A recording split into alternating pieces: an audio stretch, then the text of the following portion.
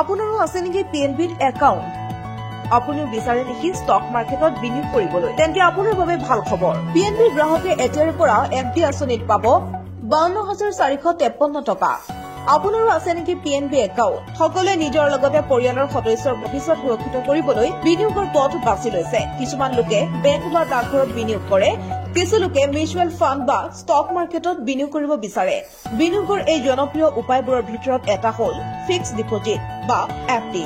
আচলতে fixed deposit গাঁৱৰ মধ্যবিত্ত শ্ৰেণীৰ বিনিয়োগৰ বাবে ডাঙৰ আস্থাৰ স্থান।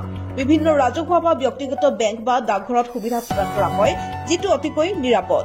লগতে গ্ৰাহকে নিশ্চিত ৰিটাৰ্ণ পায়। বিভিন্ন বেংকে বিভিন্ন হাৰত সুদ দিয়ে আৰু প্ৰায়বোৰ গ্ৰাহকেই পিএনবিত বিনিয়োগ কৰি ভাল পায়। গ্ৰাহকে 7 দিনৰ পৰা 10 বছৰলৈকে নিজ নিজ বেংকত ফিক্সড ডিপজিট কৰিব পাৰিব।